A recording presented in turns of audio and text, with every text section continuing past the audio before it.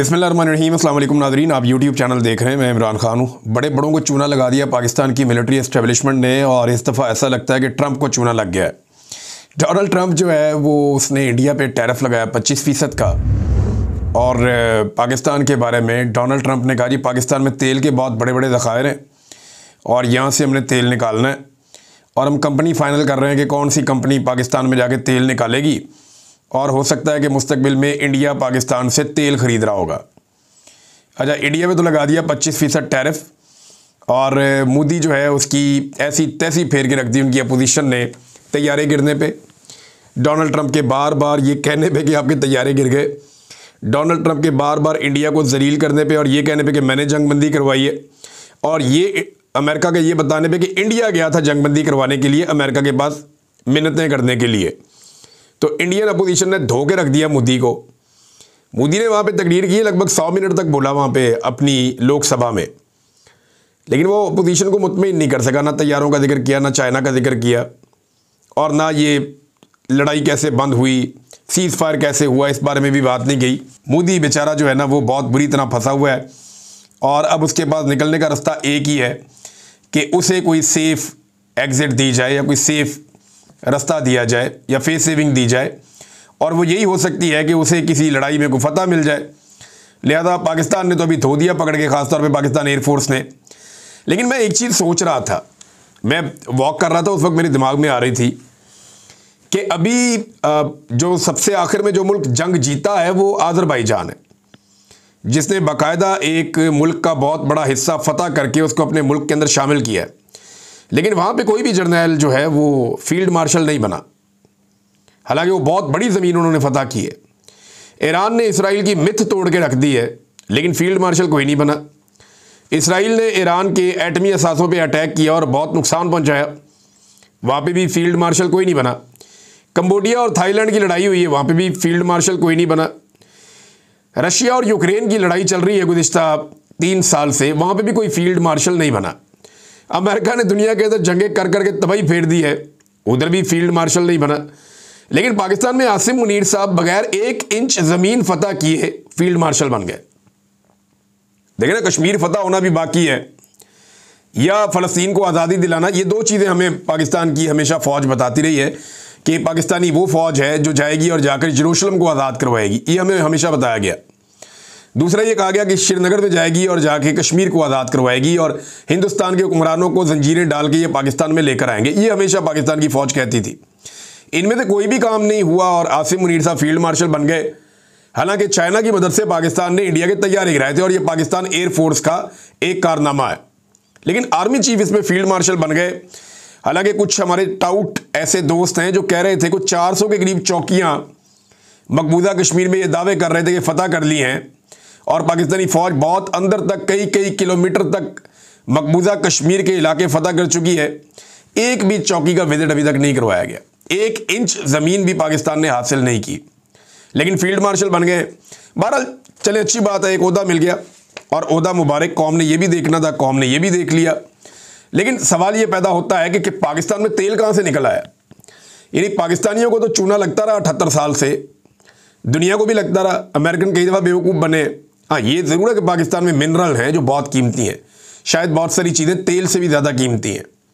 बहुत सारे पत्थर हैं, बहुत सारी धातें हैं, बहुत सारे रेयर अर्थ मिनरल्स हैं, मार्बल है, बड़ा दुनिया का आला क्वालिटी का, टॉप क्वालिटी का मार्बल है, जो बाजोड़ जहाँ पे ऑपरेशन हो रहा है, यहाँ पे तो मादनियात के भंडार है वज़ीरिस्तान में। तो ये तो हम मानते हैं कि ये है, लेकिन तेल पाकिस्तान में कहाँ निकला है इसके बारे में अभी मुझे हैरत है। और इतने बड़े ज़खायर हैं कि अमेरिकन कंपनियों को अब कहा जा रहा है, डोनाल्ड ट्रंप ये अनाउंस कर रहा है, लगता है कि पाकिस्तानी एस्टेब्लिशमेंट ने ट्रंप को भी चूना लगा दिया। यानी इस तेल के पीछे ये इराक गए थे, ईरान भी तेल बेचता है। पाकिस्तान में अगर तेल है तो अब तक निकल आना चाहिए था, लेकिन होगा, कोई ना कोई ज़खायर होंगे, लेकिन इतने बड़े ज़खायर के अमेरिकी सदर अनाउंस कर रहा है, ये ऐसा लगता है कि किसी ने बेवकूफ़ बनाने की कोशिश की है। आज का दिन बड़ा इंपॉर्टेंट है नाज़रीन, एक बड़ा झटका आज पाकिस्तानी कौम को लगाने की कोशिश की जा सकती है। खबर यह है कि आज 31 जुलाई है, और कौमी असम्बली और सेनेट दोनों के जो अपोजिशन लीडर हैं उनको आज सज़ा हो सकती है दहशतगर्दी की अदालत से, फैसलाबाद से। और ये अकेले नहीं हैं, इसके अंदर कोई 8 MNAs हैं। उमर अयूब साहब बतौर अपोजिशन लीडर हैं, 8 MNAs हैं, उनके साथ कोई 6-7 MPAs हैं। फिर इसमें एक सेनेटर हैं जो सेनेट में अपोजिशन लीडर हैं, शिबली फराज साहब, उनका भी नाम है। फवाद चौधरी साहब भी इन्हीं केसेस के अंदर है, 3 मुकदमात हैं। कमल शोजब भी इन्हीं मुकदमात के अंदर है। तो ये 9 मई के मुकदमात हैं, इनमें कुछ 250 से ज़्यादा लोगों को आज के दिन में फैसला सुनाने जा रही है दहशतगर्दी की अदालत। और ये जनाब फैसला होगा कहाँ पे? ये फैसलाबाद में होगा। अच्छा, इसी के हवाले से एक खबर और है कि शिबली फराज ने भी लेटर लिखा और उमर अयूब ने भी लेटर लिखा। इन दोनों ने लेटर लिखा chief justice of Pakistan Yahya Afridi को कि जनाब हमारे साथ ज्यादती हो रही है, ये किस तरह के मुकदमा चल रहे हैं, ना कोई सबूत ना कोई गवाही, झूठ चुताली, और बात कोई सुनता ही नहीं है जज। आधी आधी रात को ट्रायल चल रहा है। ऐसा लगता है कि बहुत जल्दी है सिस्टम को हमें जो है वो सजा देने की और उसके बाद नाअहल करके हमारी सीटों पे इलेक्शन करवाने की। तो इन्होंने बताया कि ये ज्यादती हो रही है, ट्रायल नहीं हो रहा।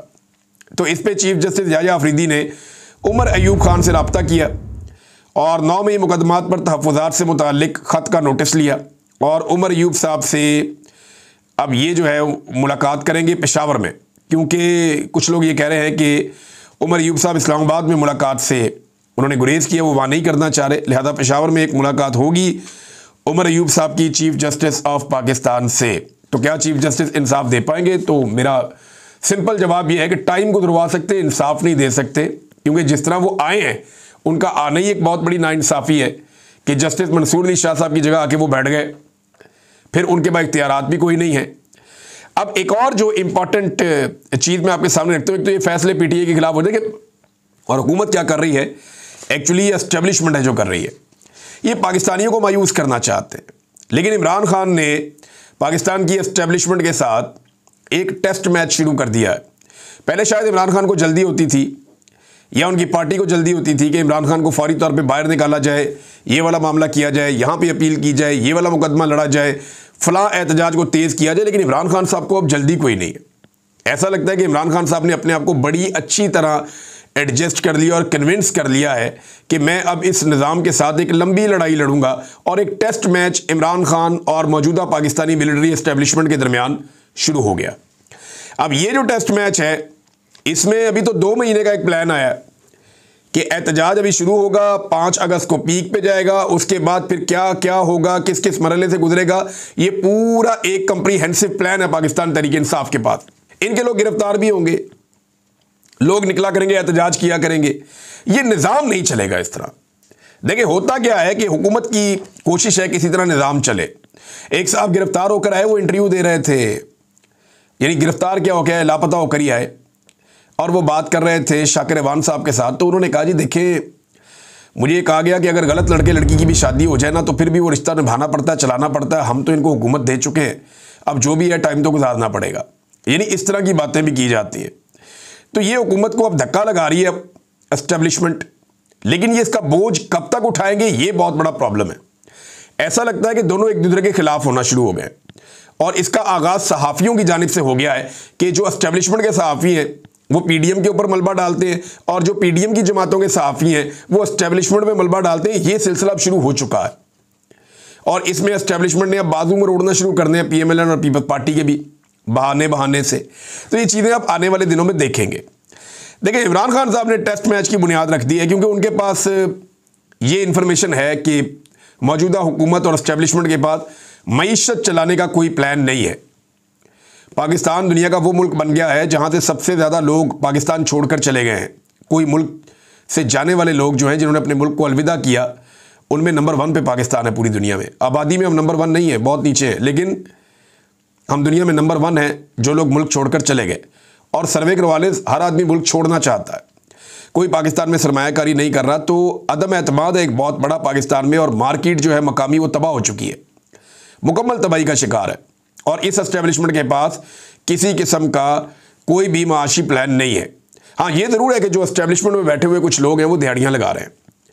जैसा कि आपको याद होगा कि जावेद लतीफ़ साहब ने कहा था कि एजेंसियों के कुछ लोगों ने इलेक्शनों में दिहाड़ियाँ लगवाईं और उन्होंने लोगों से पैसे ले लेकर सीटें बांटी है, और जिन्होंने पैसे नहीं दिए उनको सीटें नहीं दी गई। लिहाजा अब जो ज़िमनी इलेक्शन इतने बड़े पैमाने पर करवाने की तैयारी हो रही है, जो इतलात आ रही है पाकिस्तान से, उनमें तो ये है कि लोग वोट डालेंगे इमरान खान साहब को, लेकिन उम्मीदवार जितवाया जाएगा वो जो पैसे भर के आएगा। और कीमत रख दी गई है जनाब, कौमी असम्बली की सीट और सूबाई असम्बली की सीट की ये कीमत है, इतना पैसा आप पहुंचा दें फलां बंदे को और उसके नतीजे में आपको फॉर्म 47 जारी करवा दिया जाएगा। तो यहां पे लोग अपनी जेबें और अपने अकाउंट्स भरेंगे, अपने जाली अकाउंट्स को भरेंगे। लेकिन इंटरेस्टिंग चीज़ मैं आपको बताता हूं जो बहुत ही इंटरेस्टिंग है, ये जो मर्जी कर ले अल्टीमेटली इनको शिकस्त होनी है। अभी जो अफसरान अपनी ट्रांसफ़र पोस्टिंग के पैसे भरते हैं ना कई लोग, ये हमेशा से पाकिस्तान में सिलसिला चलता है। अफसरान ने पैसे भरने बंद कर दिए, अब वो कोई पोस्टिंग और ट्रांसफ़र लेने को तैयार नहीं, काम ही रुका हुआ है। देखिए ना, अफसरान की जेबें भी तब भरती हैं जब कोई काम चल रहा हो। ब्यूरोक्रेसी की मुझे तब होती है जब मुल्क के अंदर मईशत का साइकिल चल रहा हो, फिर उनकी मौज होती है।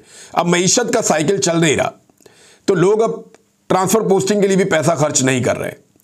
दो चार चीज़ें मुझे पता चली कि फ़लाँ पोस्ट के लिए फ़लाँ बंदा पैसे भरना चाह रहा था लेकिन उसने इनकार कर दिया, जी मैं नहीं।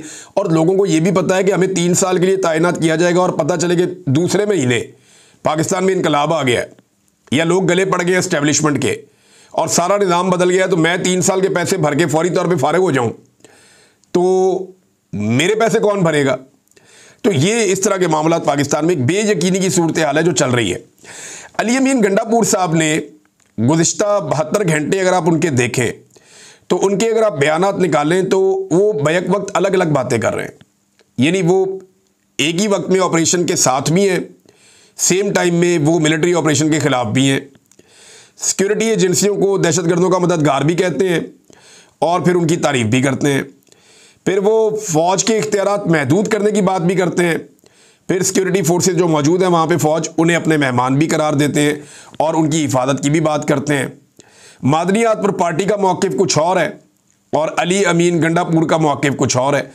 तो ये बड़ी अजीबोगरीब सूरत हाल पैदा हो चुकी है। चंद घंटों में बड़े अजीब तरीके से अलग अलग बयान दिए। यानी उन्होंने कहा कि फ़ौज और अवाम के दरमियान एतमाद का रिश्ता ख़त्म हो चुका है। ये किसने कहा? अली अमीन गंडापुर ने कहा कि फ़ौज और अवाम के दरमियान एतमाद का रिश्ता ख़त्म हो चुका है, ये गंडापुर ने कहा। और उसकी वजह वो फौजी क़यादत के फैसलों को करार देते। अब वो कह रहे हैं कि साजिश हो रही है कि अवाम और फोर्सेज के दरमियान अदम एतमाद पैदा किया जा रहा है, मिलकर ऐसे लोगों को बेनकाब करना है। यानी एक दिन पहले खुद ही एक बात कर रहे हैं, अगले दिन कह रहे हैं नहीं ये साजिश है। तो क्या एक दिन पहले अली अमीन गंडापुर साहब साजिश कर रहे थे? यानी मुझे बहुत हैरत हो रही है कि गंडापुर साहब को क्या हो गया और वो खुद भी कंफ्यूज हैं। ऐसा लगता है वो समझ नहीं पा रहे कि उनको क्या कहना है और क्या नहीं कहना। मुराद सईद साहब का मौक़िफ़ बिल्कुल मुख्तलिफ है, अली अमीन गंडापुर का मौक़िफ़ बिल्कुल मुख्तलिफ है। ये दोनों इमरान खान के काबिले एतबार साथी हैं। इमरान खान साहब के दो ऐसे साथी जो अगर आप कहें खैबर पख्तूनख्वा में सबसे ज़्यादा इमरान खान साहब के करीब रहे, जिन पे उन्होंने बहुत ज़्यादा एतमाद किया, तो यानी दो, बाकियों में से दो और बहुत सारे हैं। झगड़ा साहब पे इमरान खान साहब को बड़ा भरोसा है और बहुत सारे दोस्त हैं उनके इमरान खान साहब के। जुनैद अकबर पे बड़ा वो भरोसा करते हैं, बाकी लोगों पे भी करते हैं। लेकिन अली अमीन और मुराद सईद की एक जगह है। अब मुराद सईद बिल्कुल एक डिफरेंट लाइन लेते हैं, अली अमीन बिल्कुल एक डिफरेंट लाइन ले रहे हैं। दोनों का ज़मीन आसमान का फ़र्क है। लेकिन इमरान खान साहब का मौक़िफ़ जो है वो मुराद सईद के मौक़िफ़ के करीब तर है। मुराद सईद ने कहा, मेरे पाकिस्तानियों, आपको अंदाज़ा नहीं कि मार्टर गोलों, गनशिप, हेलीकॉप्टरों और ड्रोन्स के साए में अमन की आवाज़ उठाना कितना मुश्किल है। बंदूक की नाली के सामने अदम तशद्दुद का नारा बुलंद करने के लिए कितनी जुर्रत दरकार होती है। बाजोड़ के अमन के लिए निकलने वालों को सलाम। अमन के लिए मुत्तहिद करने वाले बगैर इश्तिहार और बैनर पोस्टर के मुहिम कैसे चलाते हैं? जब रियासत ही अमन के बजाय जंग का फैसला कर चुकी हो तो फिर जंग रोकना और अपने घर बचाना कितना मुश्किल टास्क है। इसलिए आप सबसे दरख्वास्त है कि अमन का साथ दो और जो साथी ये मुश्किल तरीन काम कर रहे हैं उनकी आवाज़ बनो। अगर ये कामयाब हो गए तो इनकी कोशिश आपके घरों को भी इस आग से बचा लेगी जिसकी तपिश ने हमारे घर राख कर दिए थे, तो झुलसे आपके आंगन भी थे। ये उन्होंने बताया कि जिरगों का क्या मामला है और इससे पहले कौन कौन से तरीक़ों से लड़ाइयाँ पाकिस्तान के ऊपर मुसल्लत की गई आवाम के ऊपर, और अब किस किस तरीके से जिरगों का उन्वान देकर क्या क्या हरकतें की जा रही हैं, और सेफ हाउसेज के अंदर किस तरह 5 अफराद ने मिलकर मीडिया को जिरगे के टिकट जारी करवा दिए कि जनाब जिरगा हो गया है। तो अमन तहरीक के ऊपर उन्होंने जोर दिया। फिर उन्होंने कहा कि लाखों लोगों की मौजूदगी में बीच चौक गूंज रहा है जो बयानिया है अवाम का कि ऑपरेशन नामंजूर, डॉलरी जंग नामंजूर, वसाइल पर कब्ज़ा नामंजूर, नया तजर्बा नामंजूर। कौम नोट कर ले कि जो है कौम को अब ये कोशिश करनी पड़ेगी। मुश्किल तरीन हालात में हमने तहरीक चलाई है और अभी तहरीक चलानी है। साथ उन्होंने कहा कि इमरान खान का मौक़िफ़ वाज़ेह है कि उनके नाम पर आपको वोट मिला है, इसलिए वाज़ेह तौर पर बता दूं कि अमन पर कोई समझौता नहीं, कौम पर कोई समझौता नहीं। शानदाना गुलजार साहिबा ने भी एक स्टेटमेंट दिया है, ये बड़ा सख्त उनका स्टेटमेंट है शानदाना गुलजार का, और उनका जो दावा है ना, ये बड़ा खौफनाक दावा है। उन्होंने कहा कि जनरल बाजवा ने स्वात सर्किट हाउस में डॉक्टर अमजद के पास अपने लोग भेजे और ये पैगाम दिया या ये कहा कि इमरान खान को पाकिस्तान में और खैबर पख्तूनख्वा से ख़त्म करने का एक ही तरीका है कि तालिबान को दोबारा से सूबे में वापस ले आओ 3 साल के लिए। ये शानदाना गुलजार ने इंकशाफ किया। देखिए, अब ये जो गंदे कपड़े हैं ना, ये खुद ही उस वक्त की मिलिट्री एस्टेब्लिशमेंट ने किए थे। इमरान खान साहब के दौर में जब इसके ऊपर मीटिंग हुई, जब ये फार्मूला बाजवा साहब ने दिया कि तालिबान को वापस लाकर बसाना चाहिए, मामलात को नॉर्मलाइज करना चाहिए, तो इमरान खान साहब की पार्टी के अंदर इसको हुकूमत ने इसके ऊपर मीटिंग की और फैसला ये हुआ कि ऐसा नहीं किया जाएगा, इसके ऊपर मज़ीद मुशावरत होगी और इसकी मुखालफत बड़े पैमाने पर उसके अंदर हुई, लिहाजा इस सिलसिले को रोक दिया गया। बाद में पाकिस्तान तहरीक इंसाफ की हुकूमत को रिजीम चेंज के जरिए तब्दील करके पीडीएम की जमातों को लाकर बिठा दिया गया, फिर इसके ऊपर दोबारा मीटिंग्स हुई। अब एक बड़ा ज़बरदस्त एक दावा किया पाकिस्तान तहरीक इंसाफ ने, वो ये कहते हैं कि आप लोग सारे ये कहते हैं कि इमरान खान ने दहशतगर्दों को लाने का फैसला किया था, तो उसने कहा ठीक है, आप मिनट्स निकाल दें उन मीटिंग्स के, जो मिनट्स इमरान खान के दौर में मीटिंग हुई थी उसके भी निकाल लें, आपके पास है ना, हुकूमत आपके पास है, और जो आपके दौर में मीटिंग हुई थी उसके मिनट्स भी निकाल लें, और दोनों को पढ़ के आप देख लेंगे किसने फैसला किया और किसके फैसले के बाद तालिबान पाकिस्तान आए या दहशतगर्द ग्रुप जो हैं वो पाकिस्तान वापस आए, इनको कौन लेकर आया। तो गंडापुर साहब ने नाज़रीन मना किया था कि अब कर्फ्यू नहीं लगाया जाएगा, दफ़ा 144 का निफाज जो है वो डीसीज नहीं करेंगे जब तक कि होम डिपार्टमेंट की जानिब से इजाज़त नहीं आएगी। तो अब इंटरेस्टिंगली होम डिपार्टमेंट ने बाकायदा वज़ीरिस्तान के कुछ इलाकों में दोबारा से कर्फ्यू का ऐलान कर दिया है। उनका ये कहना है कि मिलिट्री की कोई नकलो हरकत है और उस नकलो हरकत की वजह से अब यहाँ पे कर्फ्यू नाफिज किया जाएगा। यानी एक दिन पहले वज़ीर आला कुछ और कह रहे थे, बड़े ज़ोरदार तरीके से कह रहे थे, और एक दिन के बाद जो है वो मामला किसी और तरफ चला गया।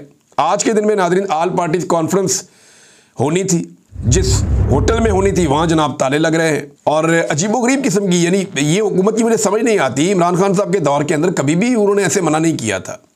ये कॉन्फ्रेंसेस करते थे, सेमिनार्स करते थे, आपस में मीटिंग्स करते थे, ये सारी चीज़ें होती थी इमरान खान साहब के दौर में, लेकिन अब ऐसा कुछ भी नहीं होने दिया जा रहा और इसके ऊपर रोला पड़ा हुआ है। अल्लामा राजा नासिर अब्बास साहब ने इसके ऊपर स्टेटमेंट दिया, इसके ऊपर जुनैद अकबर साहब ने स्टेटमेंट दिया, इसके ऊपर जो है वो मुस्तफ़ा नवाज़ खोखर साहब ने स्टेटमेंट दिया कि ये बड़ी सख्त ज़्यादती है, ऐसा कभी भी किसी जमात के दौर में नहीं हुआ जो अब किया जा रहा है। लेकिन फिर भी वो कहते हैं जी हम इकट्ठे होंगे, हम सारे आएंगे और इसके ऊपर ज़रूर वहाँ पे बात करेंगे। हम सुबह इकट्ठे होने के बाद यानी आज के दिन में इकट्ठे होंगे और इकट्ठे होकर फिर फैसला करेंगे कि आगे क्या करना है।